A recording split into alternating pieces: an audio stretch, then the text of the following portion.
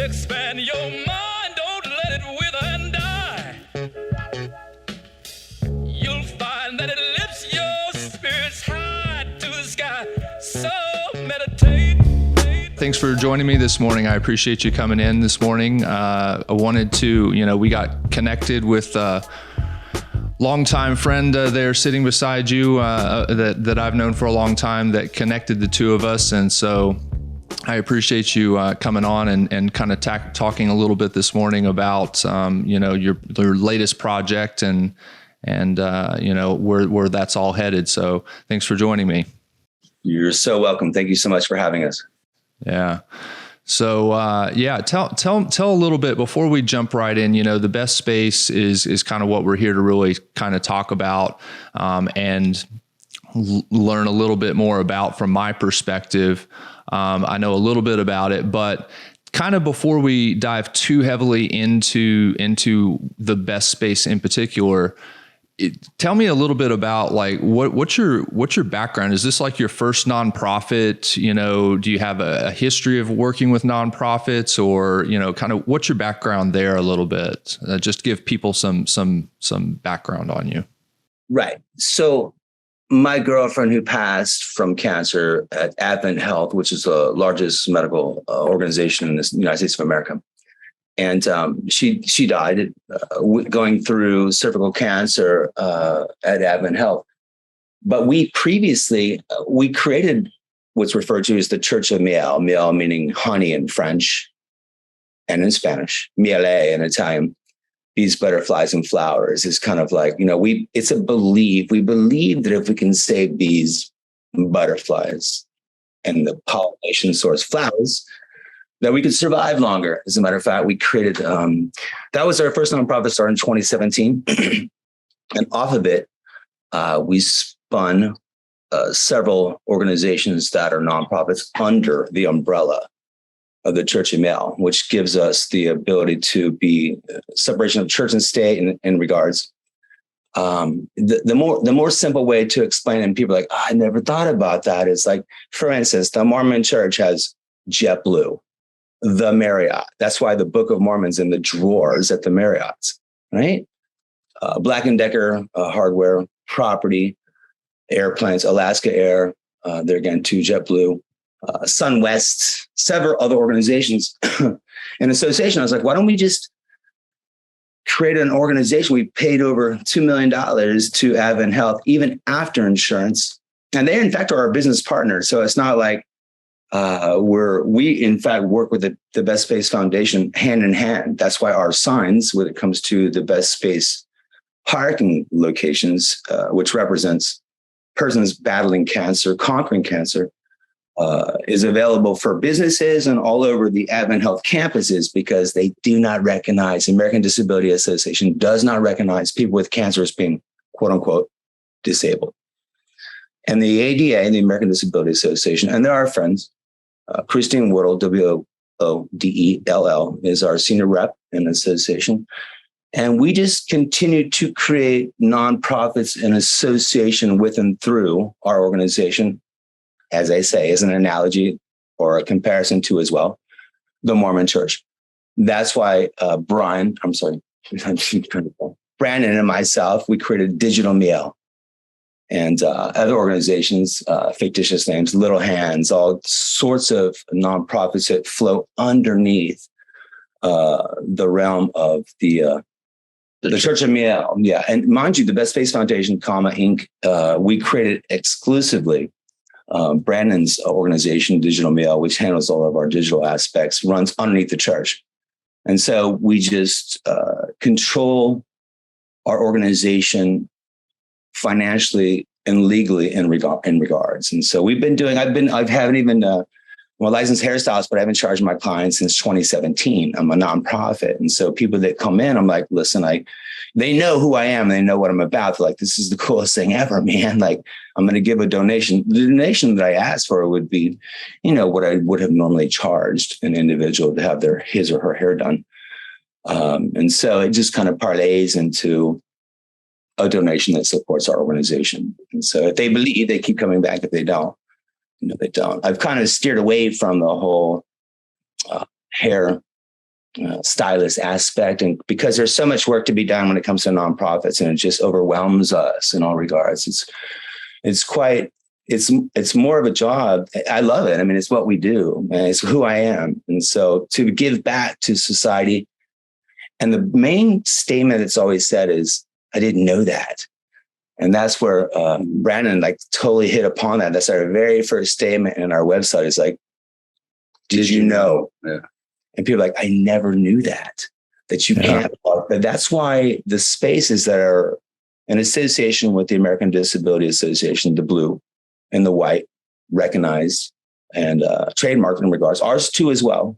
Our color, the lavender color, is trademarked, as well as the words "the best space" and the font and association is ours. We own it. And so when you see that sign, you're like, if you're battling cancer or you know something that's going on in regards to cancer, you're welcome to park there. It's our gift, truly a gift. So, but everything that I do is associated with a nonprofit. Every single organization I've created is, in fact, since 2017, a nonprofit. Yeah. I mean, I think people don't, you're right. And this is one of the things that struck me when I was speaking with Brandon was just, I think people don't, you think of handicap and you think of somebody with a leg brace or a foot cast or, an elderly person that struggles to walk around perhaps. But, you really don't think of cancer. But if you've known anybody that's, gone through treatment, especially with chemotherapy, as they've gone through many sessions, it depletes the body and it makes them very weak and it makes it very difficult to get around. And, even I've seen that, not that I've known anybody close to me, but even I've seen that, those outcomes. And so it can be very interesting that, to me, I guess I even always assumed that they had access to these regular handicap spots. And and there again, you just answered the question. Did you know? Yeah, 100%. No. Did you know? Did you know? The answer is no, Yeah. you cannot. You cannot. You have to be sick for 6 months. You have to be sick consecutively for 12 to receive a disability sticker. What's interesting is I was at Target on Colonial last week, and there's literally 24 fucking handicap spots. None of them were taken. Yeah. Everybody else is in the back. Yeah. And they're just literally planted there for what? Legally. Well, they have to by law when it comes to and understandably so. 24 handicap spots. There should be at least one best space. Well, and let me go ahead and let me continue that conversation that he was speaking. So when it comes to the Advent Health, our locations where the cancer institutes are, we're in several counties across the state of Florida at this point. I showcased and showed that once we installed 86 the best space spots at their cancer institute, one of their handicap spaces were taken, and all of the best space locations were taken at the cancer institutes. Mind you, what a testimonial that is. Truly. And so that's why even still as well, when it comes to organization, I'm like, just let me put 2 signs in your campus, even if it's like a restaurant, like Sonny's Barbecue. You're a Florida boy? Yeah. So Lived there for quite a while. right on. So Jamie Harbath. So their particular organization, Sonny's, they're like, well, we represent veterans, American veterans. Did you know that the largest percentage of persons that have cancer are American veterans? Yeah. He's like, I didn't know that. And then the VP gets cancer and they're like, hey, can we talk about putting these signs out? I said, I'll put these signs up on your campuses, restaurants that you feel most visited, or however you want to term that per se. And let's just watch and see how many people park in the handicap spaces and how many people park in the best space. Yeah. It's mind-boggling. It's because there again, too, we don't police it with regards to the government. We had it in legislation for 3 years, and I pulled it off. And our state rep and also our senator, she was like, probably one more year. We only passed 7 laws a year in legislation in the state of Florida. And which is, listen, honestly, it was a blessing. Heaven forbid they do too much at once. Well, and it was kind of a blessing because I didn't want the government to tell someone how sick they were. if you understand where I'm going with that. Like, are you really sick? Like, the fact of the matter is that my girlfriend who passed was stunningly gorgeous. I mean, as a matter of fact, we created this business, The Best Space, and in association with Advent Health as our partner in her name. She's the only name sign on all Advent Health campuses across 14 states in regards. So in that note, the key to the castle is, when it comes to The Best Space, the signs, lavender signs with lavender lines, is that nobody knows. There again, did you know? They don't. And so our purpose today, and have been since, especially with Brandon and myself, is that we've got to get the message out that, did you know? And people are like, I never knew that, man. We have executives that are like, man, I never knew that, but you're right, I can't park there. We have the voice of the Orlando Magic, Paul Kennedy, and also the Tampa Bay Lightning. Paul Kennedy's battling prostate cancer. He's like, dude, I never knew that. I had to park 6 floors up, walk down. He almost didn't make it to the door because he was so weak, battling cancer, man, fighting. And when you get done with chemo, it's not any better, dude. He had to walk back up 6 floors. Tell him about the chemo parking lot, which all the people vomiting and. Oh yeah. So, and we have that, especially with our radio pieces here locally. If you drive into, and I ask anybody to, I'm like, I really do. If you have any doubts on what I'm saying, drive into the floors with regards to the parking garage. There's throw up all over the place, man. You watch people throwing up getting in their car because they just got done with chemo. And then they got to drive home or wherever they're going. You understand? This is real. So mind you, when it comes to Advent Health, we already are in over 200 signs across those campuses, but the one downtown where Margaret, my girlfriend, fought, they're changing 1/3 of the parking lot to support The Best Space. Yes. Instead of people having to drive 6 floors up, man. Right. Yeah. Well, that was one of my next questions, and you sort of touched on it there. Are the legalities of it, because I know, and I wholeheartedly agree. And look, I'm not trying to say that we should have less access for the handicapped. I think we've made great strides in that, but I do acknowledge that almost every time you go to a public space for public parking, the vast majority of the handicapped spaces are empty in my experience. And so my question is kind of twofold. One is, what are the steps to either change those laws to be able to maybe portion off some of those already designated handicap spaces for this, or just add more to it? No. So we don't want to, there again too as well. And with the note from the ADA, they're never going to accept cancer as a disability. Really? Is never. Fact of the matter, in 1990, we were the last industrial company to, in fact, incorporate the ADA. Is it because it's considered a disease? Because it's exponentially growing. It's going to be 40% larger, more people in the next 5 years. There are 22.4% more people right now that have cancer than are disabled.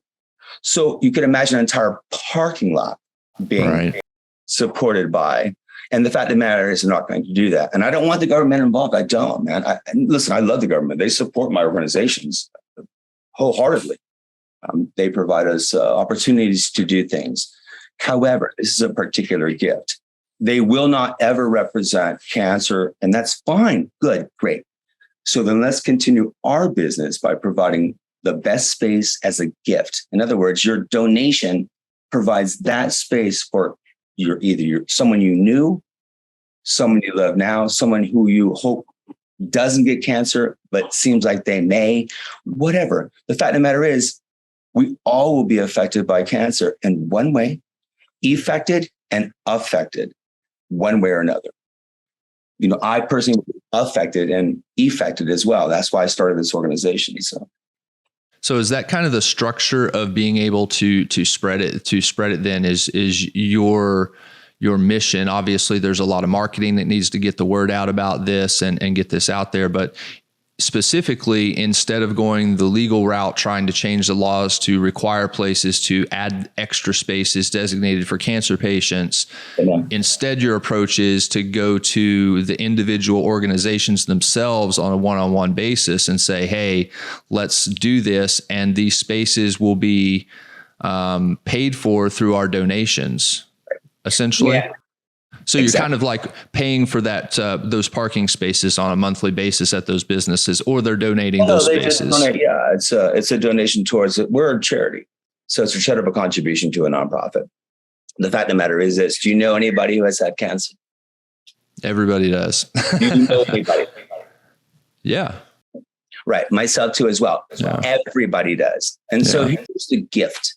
The gift is you're like, oh, man. Every single person's like, you're right.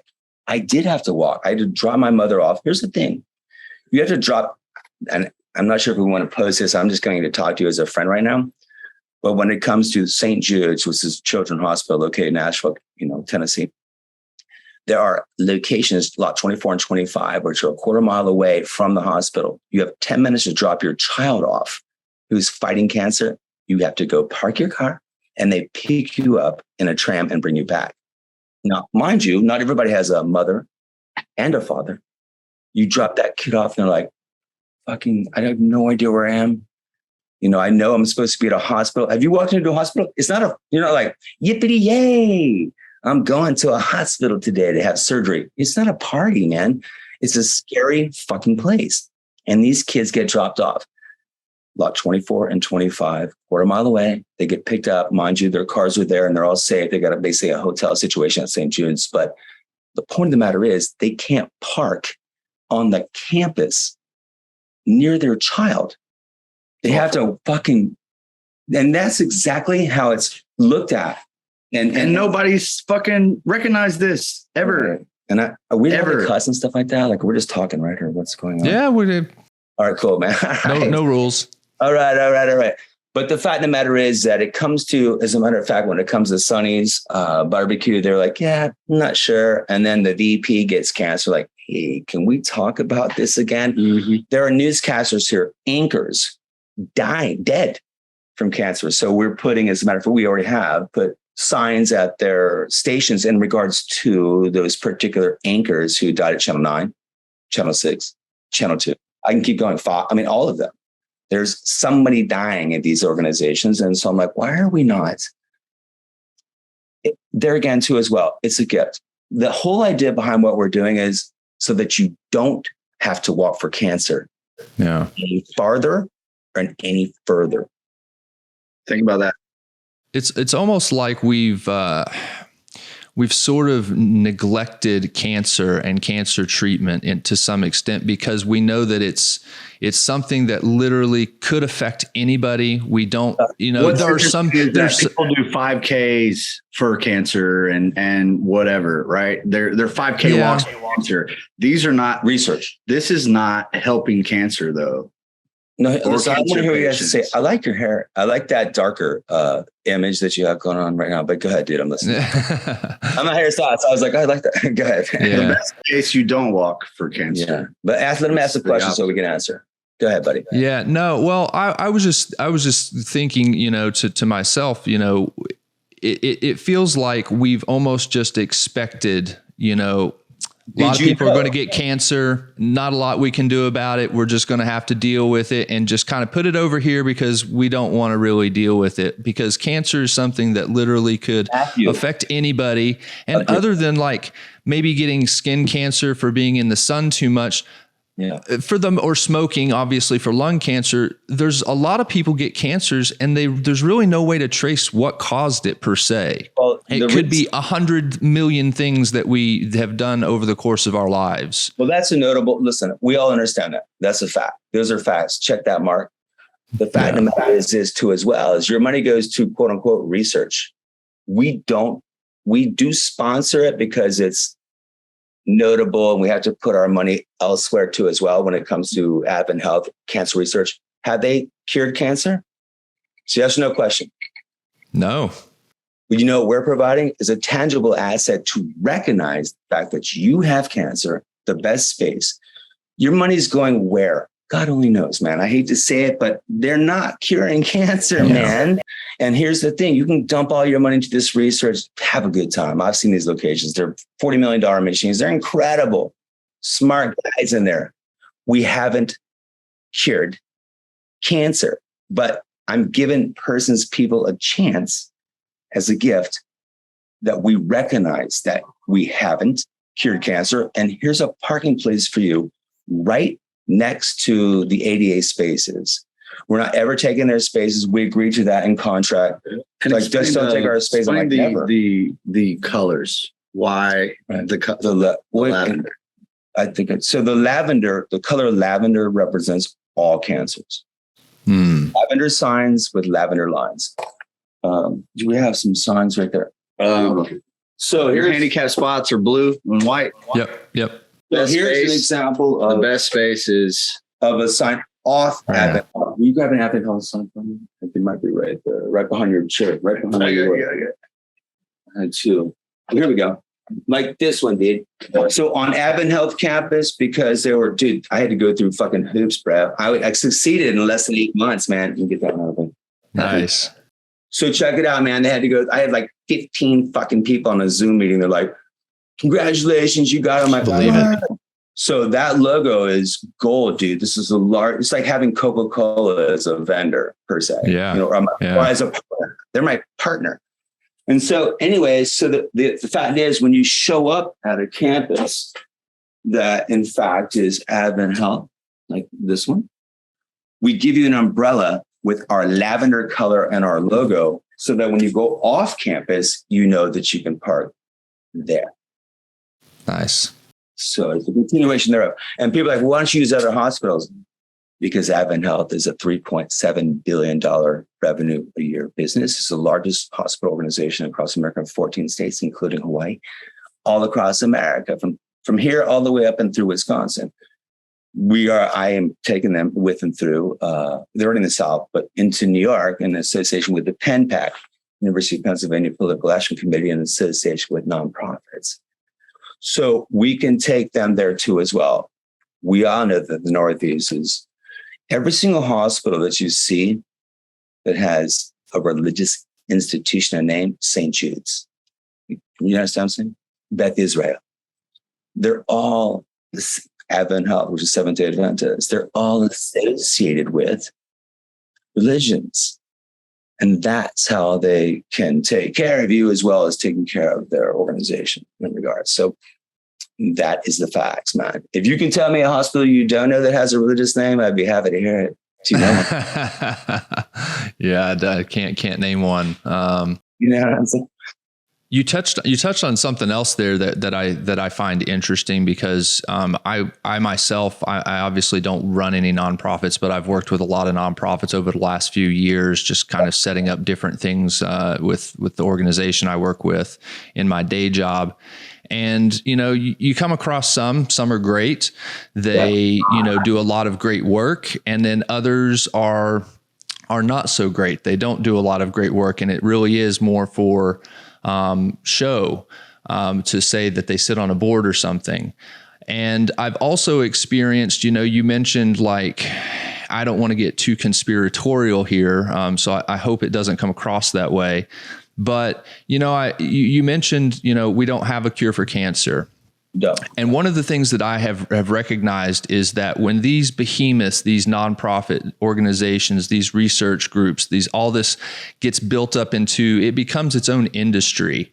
It is. And once it's around for 20 years or along those lines, and it has that sort of longevity, people have their whole careers based in this. And if they find a cure for it, and what I've experienced this with is in particular the drug prevention industry. They focused on tobacco for years. It was tobacco. Well, they've kind of beat tobacco, at least out here they have. You're not allowed to smoke tobacco anywhere in California, pretty much. Out there, it's crazy, Andy. Yeah. Yeah. But now they're shifting focus and all their efforts on cannabis. And it's like, and people are like, well, they're throwing the same medical reasoning for cannabis as they were using for tobacco.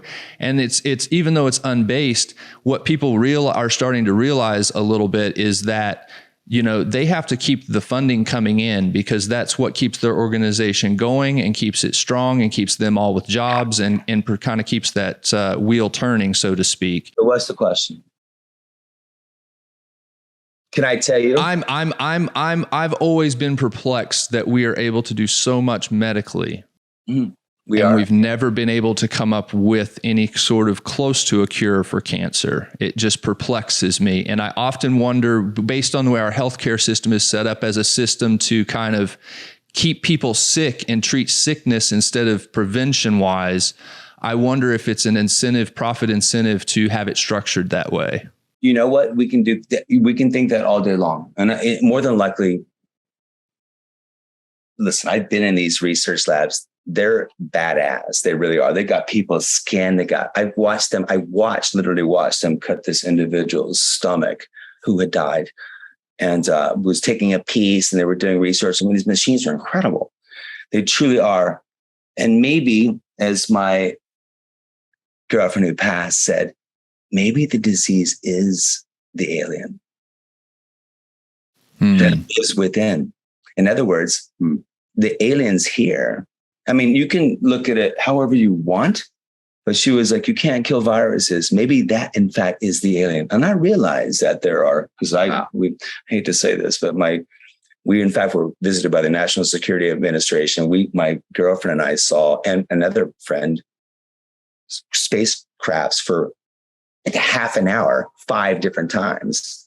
And they came down to interview us. So I'm not being crazy. And I know it sounds crazy as shit, but anybody talk about this in a minute. Anybody that hears me, anybody that hears this and be like, fuck, dude, that happened to me too.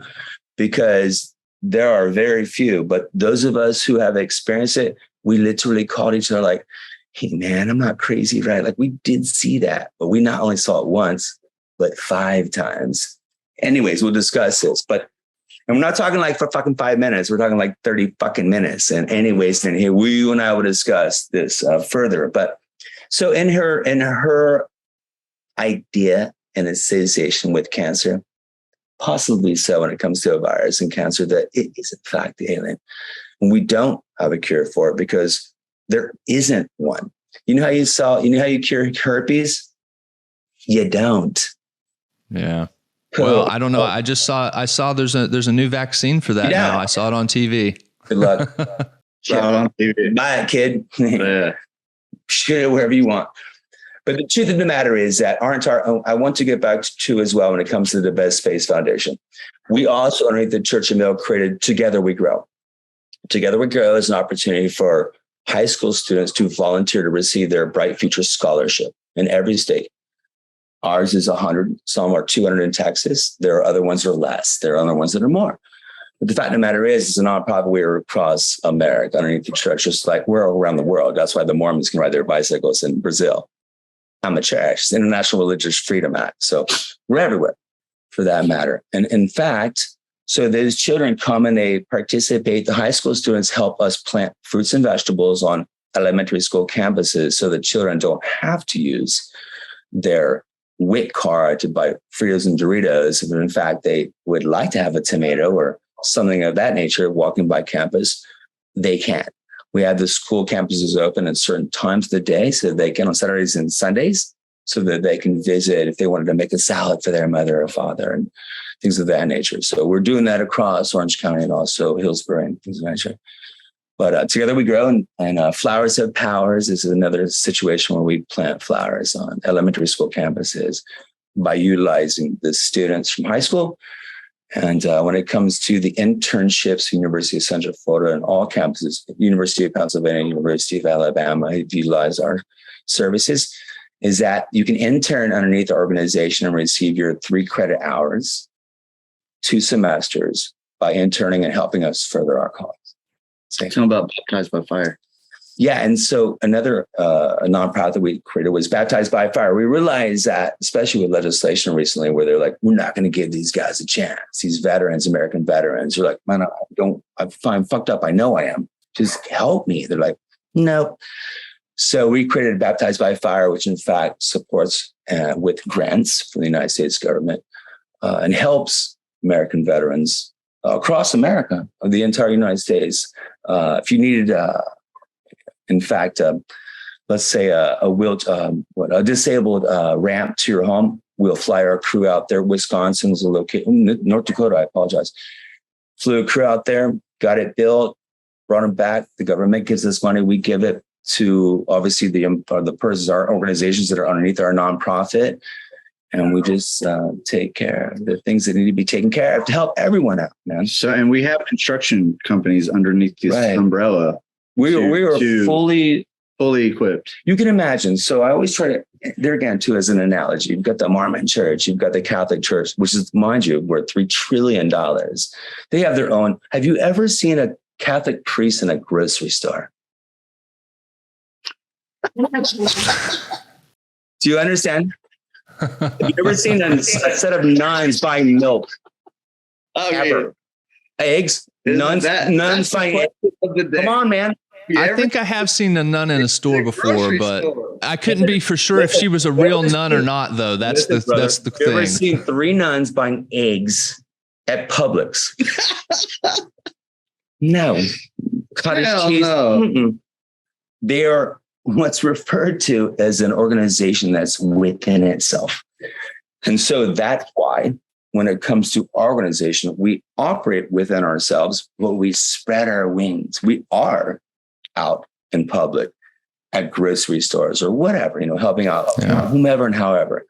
There again, I'm going to say it again. Have you ever seen a nun or a priest driving down the road, going to Publix, stopping at 7-Eleven? Never. Yeah, they probably don't have to go out. They probably got people to do that for them. That's my point. And so we were discussing the conspiracies and association. You can all day long say that Jesus, the name Jesus is a Hebrew name, mind you.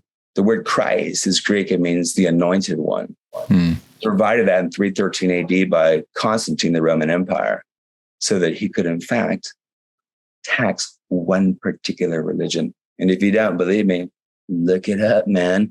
And the fact of the matter is, they did behead Paul and John in Rome.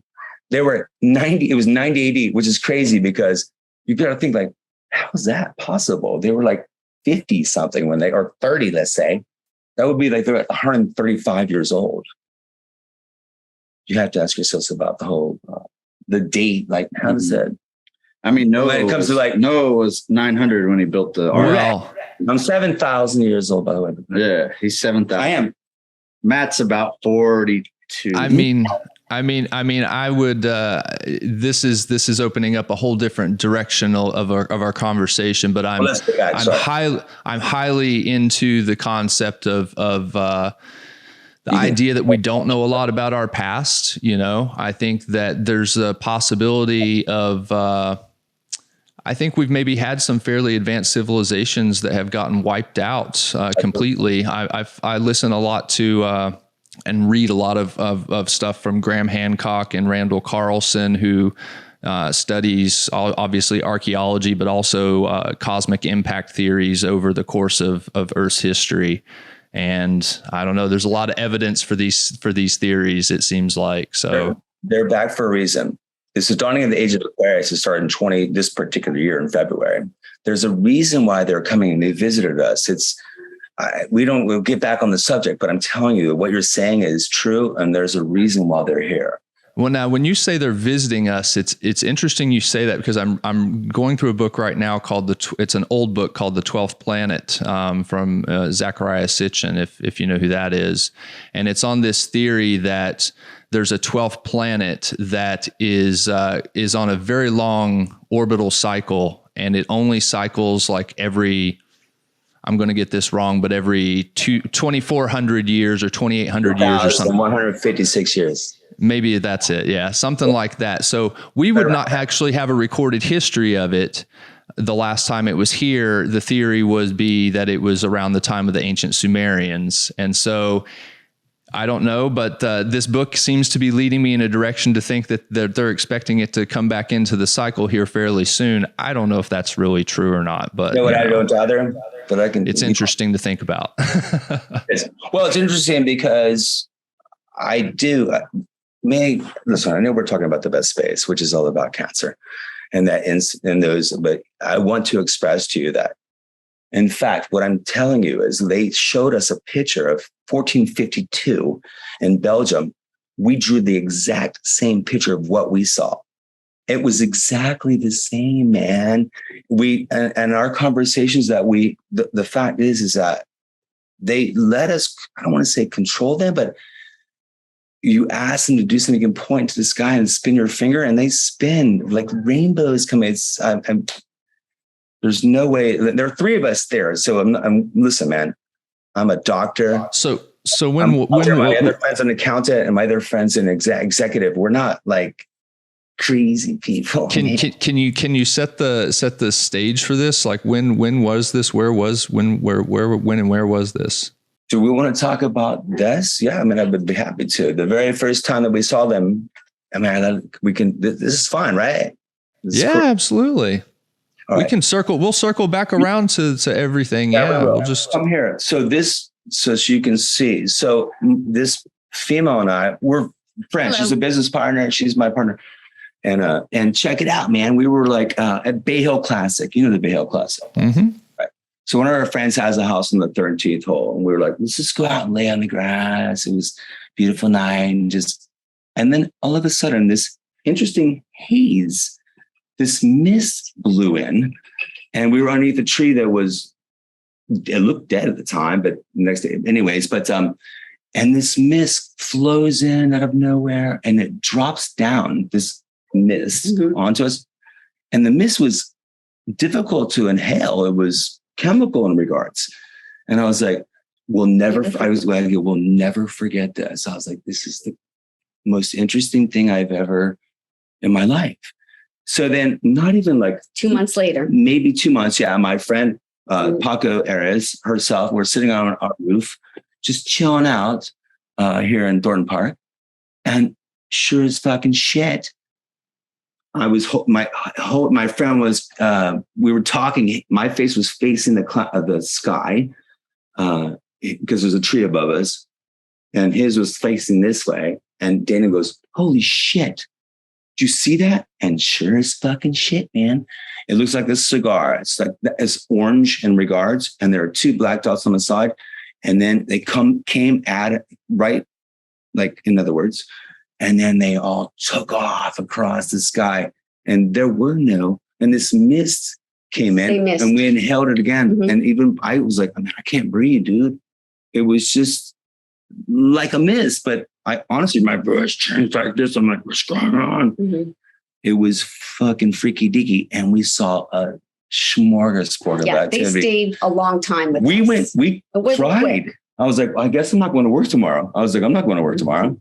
Like, they're obviously here. Like, how do you work after that? I mean, I'm talking like the entire 360-degree circumference of my light there was a blue light all the way around the bottom, and they were fucking everywhere for 30 minutes, man. Not like, I was like, we started crying. I was like, well, shit. We came inside and turned the TV on to see if it was on the news. Mm-mm. We asked the people across the street, they saw, they're like, what are you talking about? We were like, what?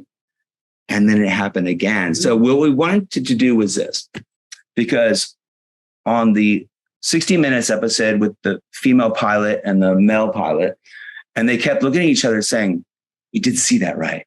We called each other the next day. I'm like, hey, man, like, we're like, dude, we saw that, right? Like, we sat here in my living room. Like, what do we say? What do we do now? Like, how do we go through with our life? Like, how do we move forward with our life? Seriously, because it was so incredible that there was no way you could be like, that was normal. No. Say it again. No. That was spectacular. And we literally looked on the news, nothing. The next day, nothing. I was like, wait. So we're like, wait, man, we did see that, right? And then it happened at Lake Highland Preparatory School. Yeah, okay. Check this out. herself and myself. We just went down. There's that grass right there. We were just looking up in the sky. Oh, mind you, let me get back to this. So with that haze, the definition in the haze, if we asked the haze to do like, be a cat, perfect. Whiskers. I'm like a fucking cat, dude, not like a cloud cat. Whiskers, black dots, eyes sunken, perfect. Very vivid. Yes. Fucking cat. Right. She was like, I go, initially they started off, they did it themselves. They started off as a monkey. They did, whomever it is or whatever, a small little monkey, like just a little like spider monkey. Curious George. And then it turned into a larger monkey. Yes. And then it turned into a larger, the faces were spectacular, dude. I'm not talking like detail to it. Like you see my face like that, man. Like sunken, anything that was going to be a picture like yourself and myself are looking at each other as we speak. Perfect. And then it turned into a monkey, and then it morphed kind of an ape. And it kind of, I was like, oh, this is fun. We even said to ourselves, they're showing us the continuation of life, the evolution of life. Like we're like, maybe that's what they're trying to show us is like the evolution of life. Because and every single time that we even thought or doubted, another mist would drop down. And I have to say that it was chemical in regards, and it was in my throat and it may still be for at least 2 days. Every single time I coughed, or you could taste the metallic aspect of this mist.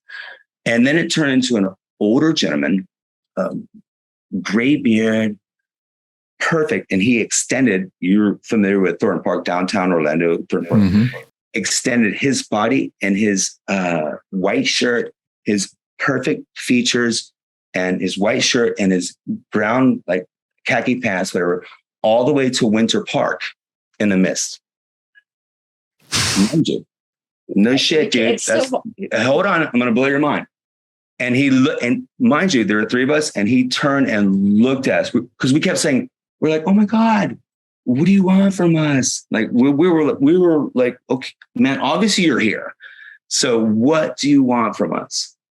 And I will also say this, because my friend Paco had all of a sudden had these like dark brown, black spaces around his eyes. And I was like, dude, you look like the guy from Addams Family.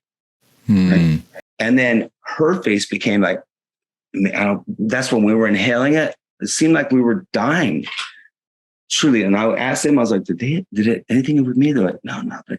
Anyways, but anywho, she can agree. I mean, Paco we looked like we were dying. Yes. And then sure as fucking shit, man. Anytime we doubted, I don't want to say doubted, but they would just dump more. But that old man looked at us, turned his head as a mist, and looked at us. And not for like fucking 3 seconds. We're talking like some time. 5 minutes, man. They could move their features, bro. And then we saw them again, just to continue on, Lake Highland Preparatory School on the campus, not the campus, but across the lake. Same. You can feel them when they come. If we ask them to come, they come. And my skin started tingling. She was like, they're coming. Sure as fucking shit. That same mist went over her head, and it was the old man's face. And same exact. I'm talking specific, man. Like I see you, you see me. If you saw me the next day in this picture, you'd be like, that's Jay Johnson, right? Yeah. Exactly the same that we saw 2 months earlier. And then we went to the beach. Mind you, we're invisible. And when the NSA came down, they said, we think you've been aboard. I'm like, we don't doubt that at all, man, because we're invisible when they're here. I know this sounds crazy, and I really don't care what your audience believes. There are three of us. We're professionals. We're not crazy people. And we saw this shit. And so at the beach, because we wanted to see if, in fact, because when it came to the 60 Minutes, those two particular pilots on the aircraft carrier, they keep going, you guys saw these aliens. I'm like, no, we did. Anywho, anyway, these particular, they're not even crafts. It seems like it's them. And I realized that maybe the craft is because they don't move like they move wherever they want. And so we wanted to see if in fact that they could go into the ocean. So we went to Satellite Beach where there was little light, and sure as fucking shit, man, it was a show like never before. It was a dark night. It was the fullest, where the moon was not ever visible. What's that called? Like the darkest night ever. What is that called? I mean, anyways, but there was no moon whatsoever. And sure enough, People says hello. they came in and they were everywhere. Anyway, and anyhow, and the reason why we know that we're invisible is because there was a car accident that was at the location where we parked. And I was like, oh shit. We ran up there to see because there were ambulances and fire persons and cops everywhere. And I coincidentally, when I was running up the boardwalk, there was little did I know, it was a boogie board, but I thought maybe a body got thrown. It looked like a body. So I was like, oh shit, a body. And they, because it was like, maybe they didn't see it. Maybe they were looking for, I don't know, man. But they were like, dude, I'm talking like fire department, cops, ambulances. We walked amongst them and they never acknowledged that we were there. You weren't there. And we were loud. Really, and we weren't quiet, man. I was like, like, what's going on? They never even turned and looked at us. You're in a parallel universe. Yep. So I have to ask some obvious questions here. One is, were you a believer in UFOs, aliens, things of that nature before this? Yes. Very much so. I'm raised in the Space Coast, and I know that I have had experiences as a child because I expressed it to my parents when I was younger. I'm like, do you guys keep taking me away at nighttime and bringing me back on your these? There were black figures that would anywho in any way. They're like, I'm like, well, now look back at it, and they look like aliens, to be honest with you. I mean, anyway, and anywho, but listen, man, we're not crazy, man, and that's why the national security they flew down to and we sat in a room, and I was like, we're going to tell you what we know, and that's all we're going to say. We literally got up and left after 2 hours. I was like, we said what we had to say. They're like, every single thing that we said matched perfectly with what they had over time in general. Like I said, when it comes to talking about age of Aquarius, those particular ages are retroactive. That's why the Pisces and the fish is represented by Jesus Christ in that particular time. Water is what the water bear is. Those polar caps are melting, man. And I'm telling you, get ready for water because it's coming, brother. And I'm not saying that in a bad way. I'm just saying that it's coming. Anyways, anywho. Yeah, there's been a lot of cycles, and we've went through a lot of cycles of deep freezes, ice ages versus warming periods. But the way when you describe that, I almost wonder. My other question is it sounds very much like, I think someone who is maybe skeptical would say, well, were you possibly on any mind expansion products during these experiences? Because it could be interpreted that way, I think. Listen, positively. So the first time, we smoked pot. The second time, had some mushrooms. The third time, nothing. We were sitting and then there again too as well. So it was kind of like, I wonder if they presented themselves while we were high that, first time. And the next time when we were doing a little bit of mushrooms, when my friend Paco saw them, and then we decided we're not going to, like, with herself and myself, we're not going to do anything. And we weren't even, as a matter of fact, they come out of nowhere.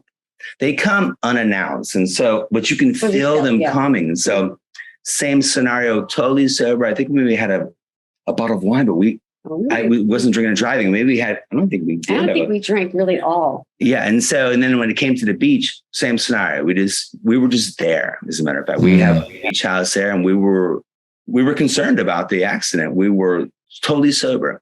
And so we were trying to correlate that. Like, I wonder if they came to us initially because we wouldn't be afraid, Right. or we would be like, wow, that was trippy or whatever. But Your mind was open. Yeah. it was beyond a trip. Exactly. Our mind was open. We never felt threatened at all. We not afraid. It was just, and I actually stood up and was like, welcome. We literally stood up and like, welcome them. welcome. Yeah. No lie. And then they put on a show, Yes. man. If you pointed and spun your finger, they would spin. If you asked them to do a face, they would. It was, I'm just telling you, man. I'm just saying. I know it sounds crazy. I know it sounds crazy. Well, to give you, so I've never had an experience, but I think it's ridiculous to think that we are the only sentient beings, whether that means that there's creatures, there's other sentient beings in universes that we can't have access to yet, whether they're interdimensional, whether it's time travel that's occurring, whatever it is that's occurring. Well, they're here. Something is occurring. I just don't know what it is. And I've been fascinated by this my whole life, because to me, this would be the greatest uncovering in the history of humanity, because it would change fundamentally, in my mind, the way we view our reality, the way we view religion. Sure. The most fundamental things to humanity would be sort of changed if this were to come true. Well, let's discuss that too as well, Matthew, because when it comes to, and we'll get back to, listen, the best space is the key to the cast. But when it gets, the fact is, because these notes are interesting, is that the government is now releasing, as you know, the 60 Minutes episode. Now they're like, we agree. There are definitely things out there. I can show you a picture on my TV. I took a photo of a snapshot on my TV when they were showing this, the same fucking large cigar, orange aspect. Mm-hmm. There was in LA, and I was like, we were like, holy shit, that's it. Mm-hmm. This isn't like, I can send a picture to you to show you. They were like, this is over LA right now, over the water. I'm like, holy crap. That's you know what I'm saying? There's too many similarities. Like I've went back and listened to a lot of interviews with people who have had experiences, and the government down to talk to us, dude. They flew the government down. What is that like? What is that like, having the NSA to come? That's a little. It had me very nervous, at least. Well, no. I was like, no, we called them, and I was like, look, I said, we just saw this 60-minute show. I go, we contacted the pilot, the female pilot. I don't recall her name, but we emailed her and like, man, we totally understand. We realized you kept looking at your co-pilot or your wingman saying, we did see this, right? We did this for fucking weeks, man. Like, we did see this, right? Mm-hmm. And it happened again and again. And now it's kind of like, well, when are they coming back to see us again? And honestly, I'm not really, I feel comfortable right now, them not being like calling us to come and hang out just for a little bit. You know what I'm saying? Because it was a bit overwhelming. Yep. Yeah. It was overwhelming. It was like within 6 months, we saw them 5 times. I'm not talking like, a space shot going by. We're talking about fucking like an hour. Like when we're at the beach, it was like at least 45 minutes. The whole sky. Mm-hmm. It was the darkest night. We went to a beach area where there's no like hotels and things like that. So it was dark as shit. And sure as fucking shit, man. There was like little kids are playing over there. These little alien crabs, and then over there it was like these larger ones are having. In other words, it was like a show, literally. Yeah. Mm-hmm. And that large one, that big cigar aspect, and you can look this up. It's an orange. You can look all over the internet if you want. That's what we saw, mind you. The picture that they showed us with regards to in Belgium was 1452. I know it was that particular. The drawing that they had in that town square, exactly the same fucking thing, dude. Swear. Yeah, no. 100%. This is the truth. The truth, dude. Mm-hmm. Yeah, I'm a pastor of a church. Man, I'm not. If I was going to lie, it wouldn't be about this, man. You know what I'm saying? Yeah, and I don't want to lie. The fact of the matter is, was the last time the National Security Association flew down and talked to you about things? Never. They did us. They did. Well, I was like, no, we were like, we have to talk about this. We called them. I was like, hey, man, we felt bad. I was like, listen, we want to talk to. She's right. We saw the same thing. And they hung up on us. Then all of a sudden, Fasistic is saying we get a fucking we'll be there in 2 days. I'm like, yeah. Interesting. Yeah, swear, dude. Yeah. There's another gentleman, and one of the questions I had, you kind of answered was how frequently these all occurred together. Is there, and there's another gentleman that I don't know how I feel about him, Dr. Stephen Greer, who holds these conferences where he claims that he has a procedure, an SOP for making contact and calling the UFOs to them. I'm just curious. I don't know if I believe that, but I am curious. Are there any common traits during the 5 experiences that you noticed, they're all exactly the same. In other words, initially, when our first experience on the golf course, the 13th underneath, we're just sitting out there, man, and just literally just looking up in the sky. I was like, wow, this is so beautiful. This mist rolls in, and there's always a mist that rolls in, and that's where you're like, oh, and literally your skin crawls because it's not a cloud structure, man. Yeah. It's a mist. It's a defined, it just comes out of nowhere, dude. And you're just like, what? And that's why we were asking the persons across the street from where my home is, did any of you guys see this? They were all outside, and they're like, what are you talking about? I'm like, you didn't see that mist on that? They're like, no.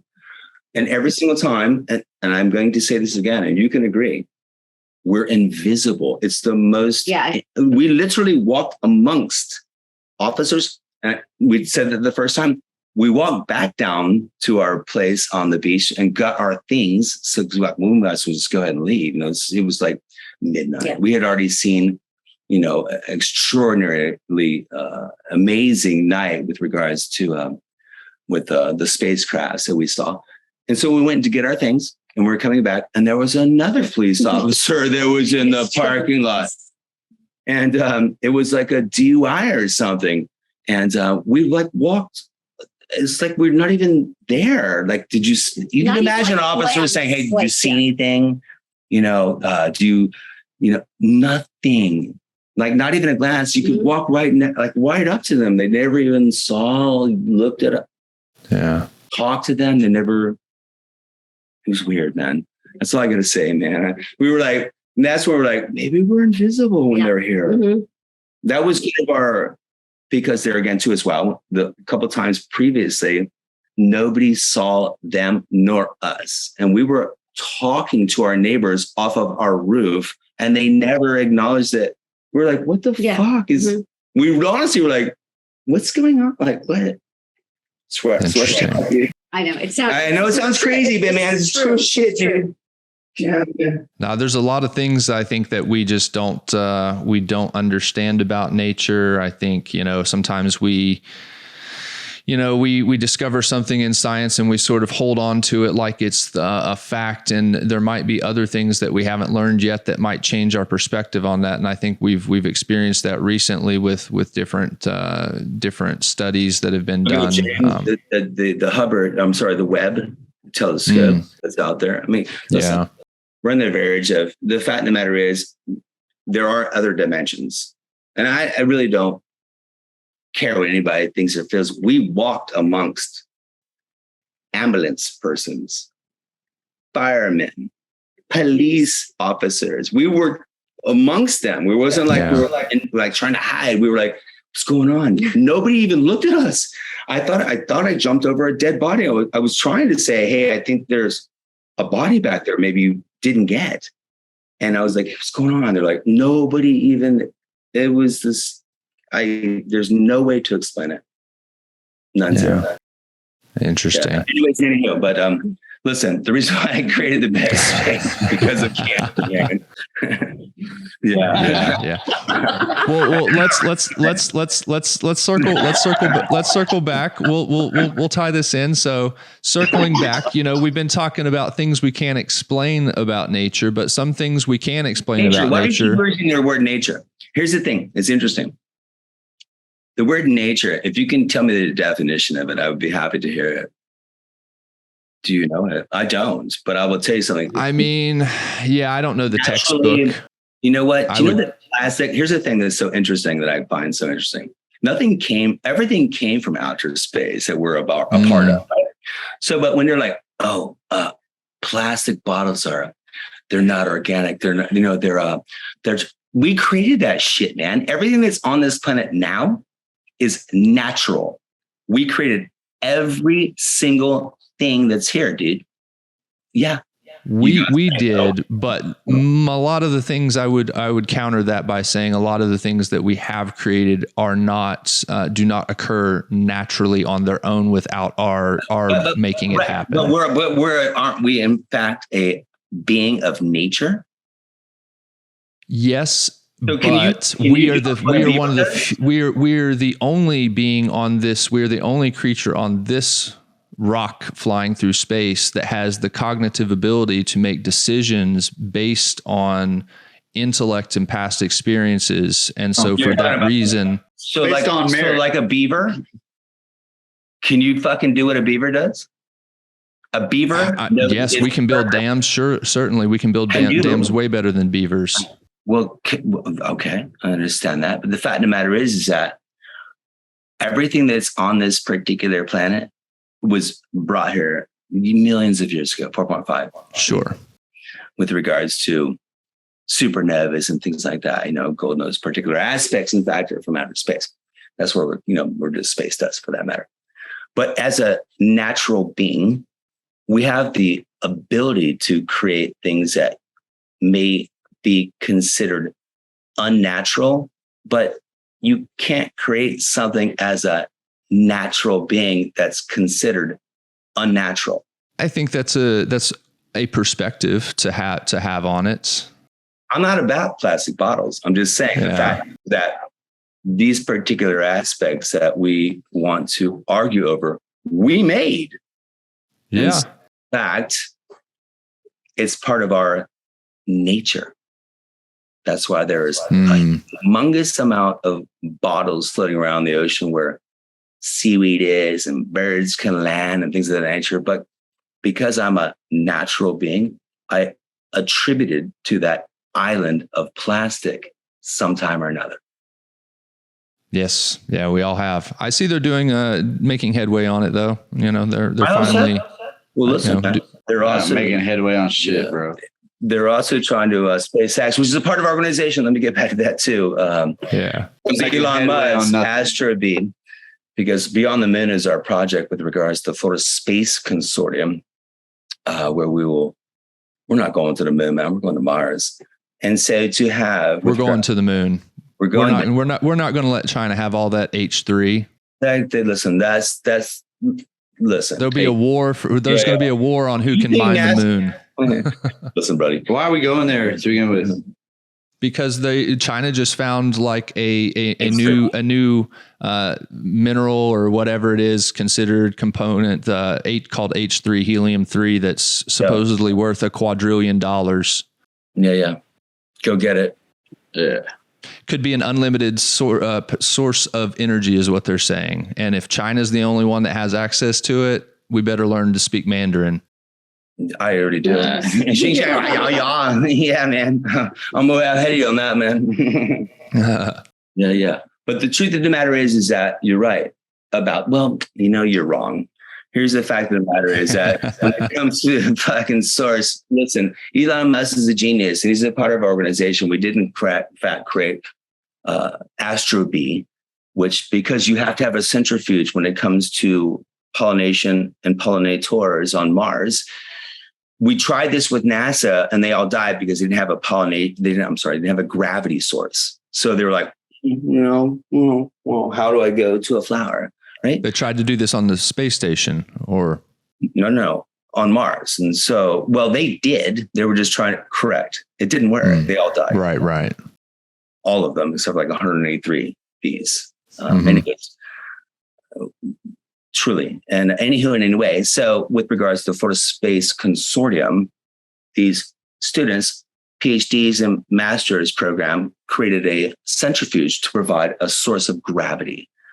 Because all a bee needs is a source of gravity. Even though it may and it reduces itself going Mars to 3% less because that's what they're going to be experiencing. And there's a false pollinator, like a sunflower seed like this, where they can continue to pollinate and continue to create before they get to Mars.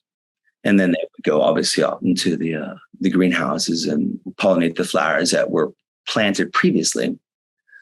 So those aspects of science are taking place, and the moon I'm sure it has a ton of things wrong, but let them go up there and try to find it. They got chopsticks up there, lots of them. And the H3 concept, I already saw that this morning and yesterday too as well. And they're like, who's going to go get it? China's the only country. Man, come on, bro. That's what I'm saying. We'll never let that happen. Watch it happen. Well, I don't know I don't want to speak poorly about NASA, but I will.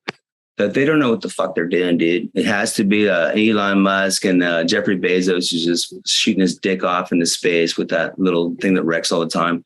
I'm a little less excited about Bezos as a rocketeer and a space exploration, but what Musk has done in even this short amount of time.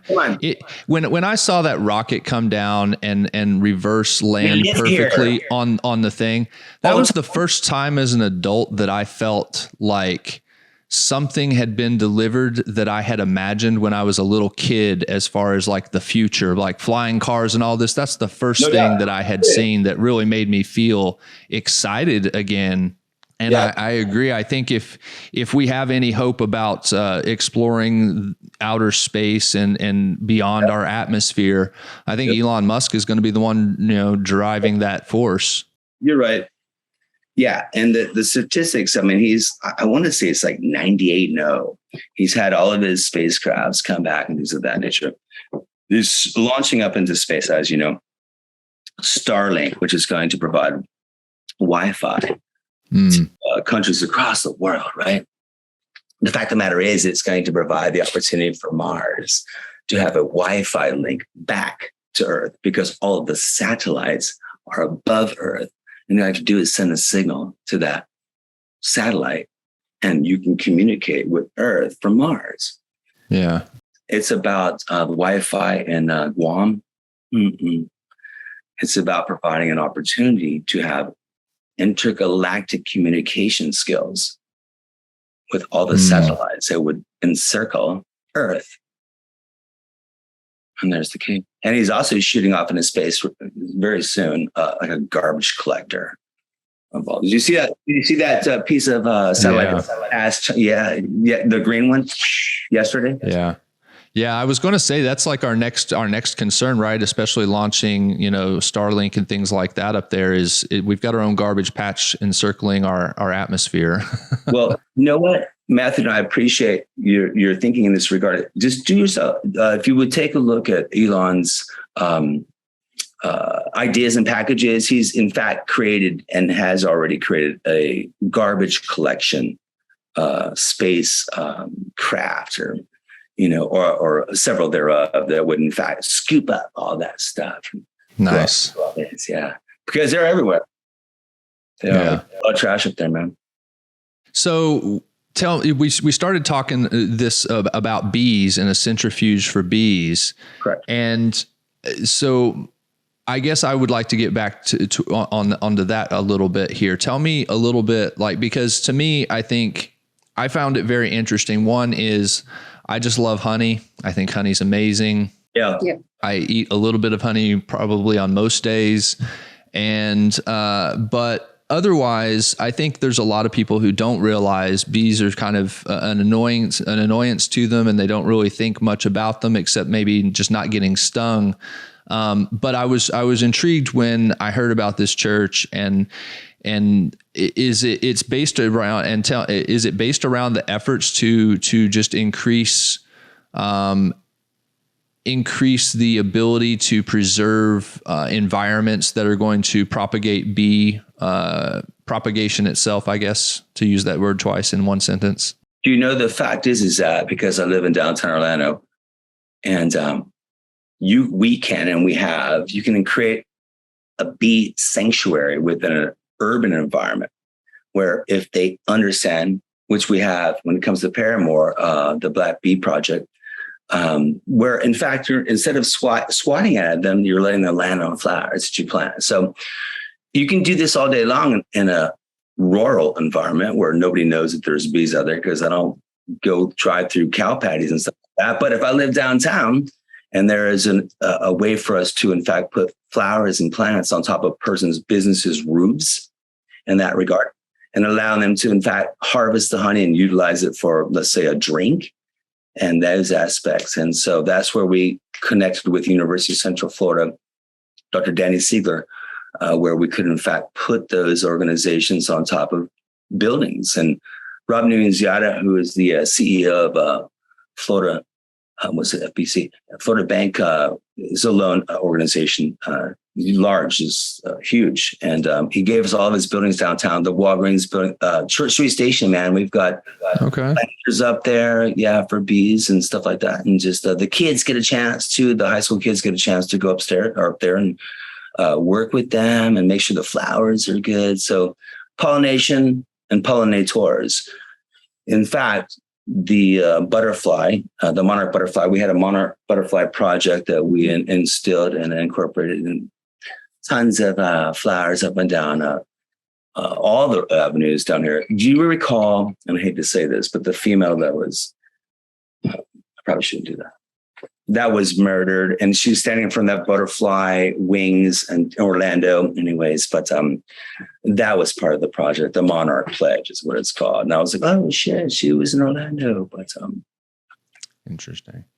Yeah, I love projects like that. You know, there's you mentioned earlier too, where you're kind of planting vegetables and fruits and things like this for kids to be able to access. I think like it's such an important thing, because like I just working with some food banks and things out here, especially over the last couple of years, where look, there was a lot of people who already didn't have the greatest access to food, and especially healthy food or fresh food or natural food. And, you know, having the ability to not have to go to the store, or maybe maybe isn't so prominent. Maybe in Orlando it's an issue too, but these little food deserts where there's just not a lot in a community to go down the road and go shopping. I think these are key, you know, because it really puts the power back in the people's hands, where they can kind of control, you know, they can cut their own costs in some respect, but, you know, more than importantly than that, it gives them the access to fresh, healthy food, which I think is important. Yeah, which is always that's always the dream of everybody. But 91% of the students in Orange County Public School System, OCPS, are on welfare or receive assistance. And so that walking into 7-Eleven and presenting your WIC card is so much more simple to get a bag of Doritos or whatever because you're hungry.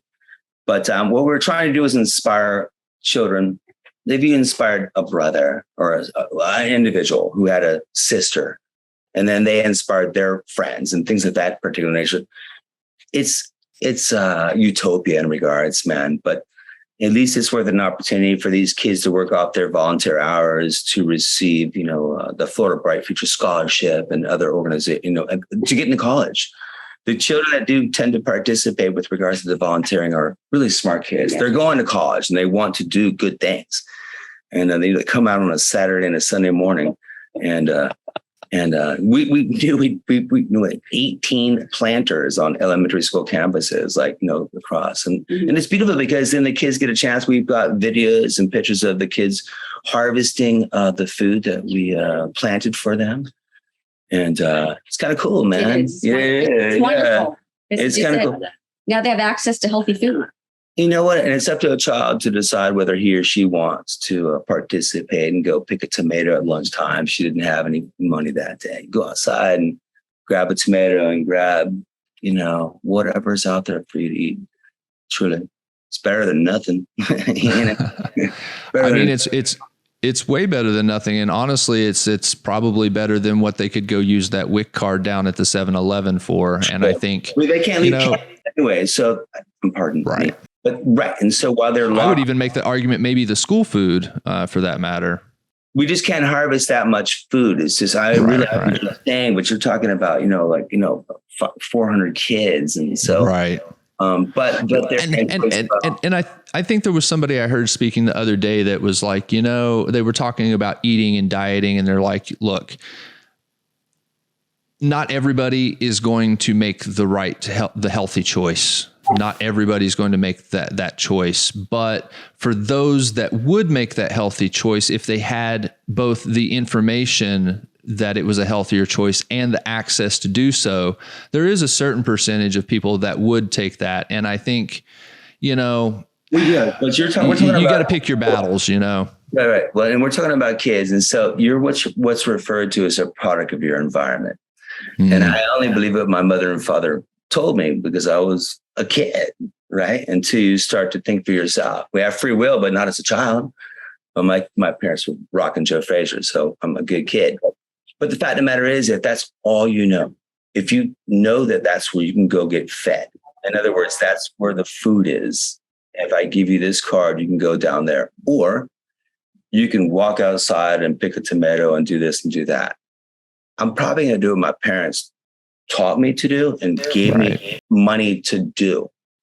I'm just saying we're a product of our environment, and hopefully we can change that environment one day. But hey, man, it's a shot. There again, too, as well, when it comes to the kids, and hopefully they'll participate and eat. The fact of the matter is, when it comes to the students, the high school students that want to go to college, we're giving them an opportunity to do something good in society instead of, sweeping streets. Not that that's bad, mind you, but providing opportunities for children to have food source. Yeah, absolutely. And then feel good about themselves. There again too as well. If you want to, you can. I mean, sooner or later, there's going to be a kid that's going to walk outside. He's going to take some tomatoes and pull up a piece of garlic and slice up something in his cafeteria, put a little bit of oil on there with some and every fucking kid in the school is going to be like, oh shit. What 15-year-old do you know is doing all that? He's from France, man. He's a fucking exchange student, bro. But he learns. Yeah. I'm just let's circle back to the best space. Yeah. So what are you kind of, I think, touched on it earlier, but like, what are the expansion plans to really kind of put this in and get this, is it a nationwide, do you have a nationwide strategy you're trying to approach, or is it more regional at this point? No, there again too as well. So Advent Health, our business partner, the Advent Health Foundation, is in 14 states. So we are literally across the Midwest up to in the South Carolina, I think North Carolina, no, right there at the edge. And then Texas all the way up and through Wisconsin. And on the West Coast, you have Washington, Oregon, California, and Hawaii, and also, Nevada. Yes, and Nevada too as well. So we are expansive in that regard, and we just started this particular organization in 2020. So we've gone quite far in regards, man, because it's difficult. I don't know a single person who's like, this is stupid. You're going to give parking to my mom who is battling cancer. She can park in a handicap space. No, she can't. So And so these organizations and association, like when it comes to Sunny's and also Advent Health, which I pay for all the signs personally because I promised my girlfriend I would spend. She's like, don't let me down. And I won't. So I was going to spend every dollar that I had.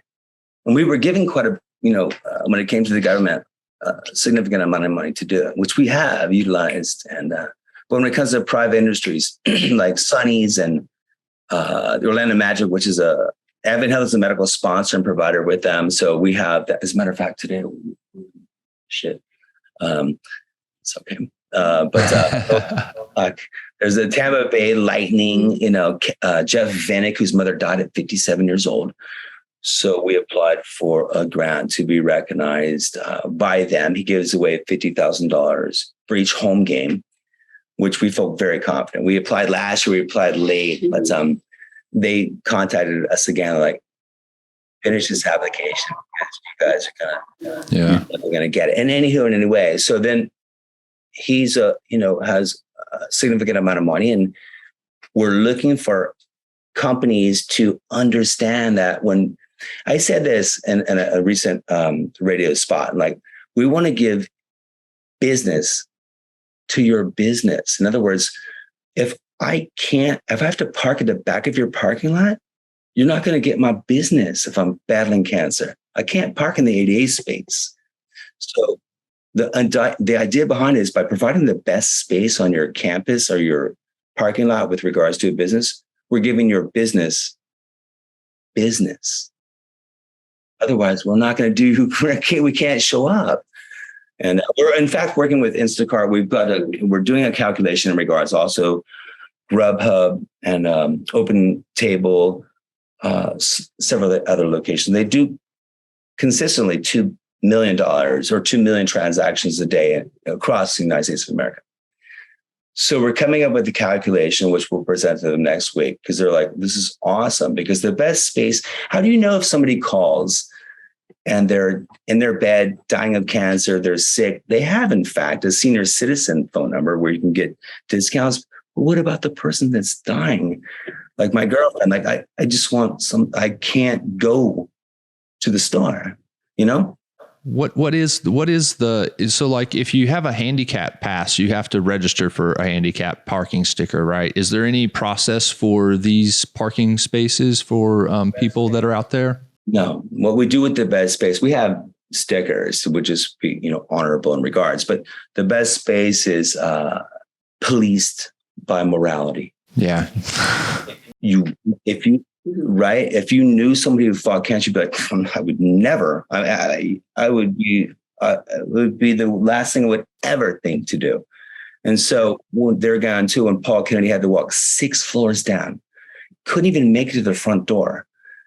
Can you imagine? Like, the fact is that with the experience of cancer, whether it's yourself or a loved one, it would be the sin of all sins, man, to pull into that parking space because you needed to run in and grab something real fast. Well, so do they, man, but they can't walk 50 fucking yards, man.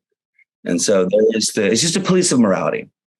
Like, you wouldn't do it. I mean, I would never, ever. Yeah.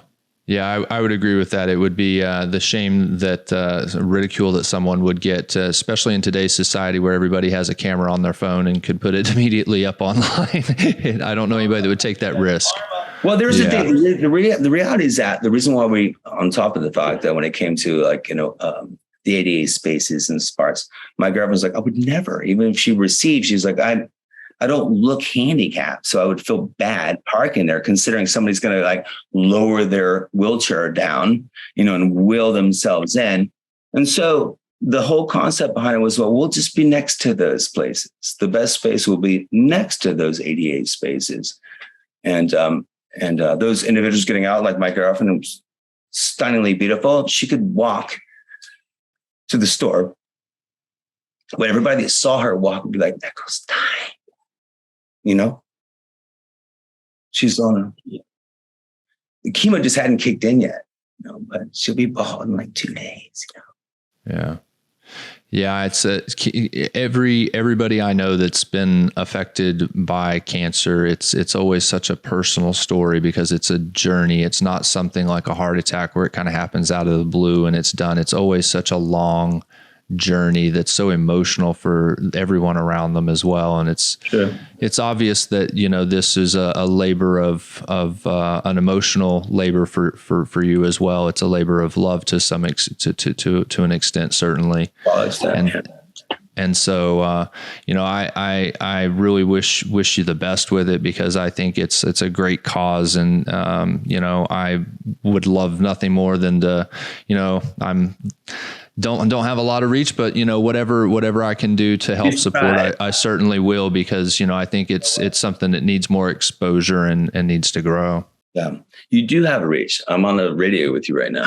So the fact of the matter is that the fact is that everybody's been touched by cancer. Yeah, so you can imagine, because we've all, if you experience it like I have, like they have too as well, there are no parking spaces for those individuals. And it may sound trivial in regards, but you could imagine giving a present to somebody every year where they could have, in fact, or every day for that matter. The fact is that you're going to give somebody a chance to park somewhere where your mother couldn't, Your sister couldn't, your loved one couldn't, your wife couldn't. And, for $100, man, you know what? People spend that at a bar. People spend that here and there and everywhere, man. It's like $100, but $100, really? I'm like, really, dude? I mean, $100, dude. Put $1 aside every day for 100 days. Yeah. Buy a sign. Absolutely. I love it. Tell everybody where they can learn more about the best space and kind of, if they wish to do so, and help maybe even bring it to. Yeah. For sure. And Florida, we thebestspace.org, and we have a go. Nice. Space.org. Take a look if you want to talk about really about the aliens. I'm just saying. Sure. Well, I want to just thank you again for joining. It's been a pleasure talking. Very interesting conversation, and wish the best for your growth here with the best space. Just ask your audience, or I'll ask anybody who has cancer, and everybody raises their hand. Just give them a chance to have a parking space close to the front door, because they don't have one right now. And that's it. Amen. Amen, brother. Amen.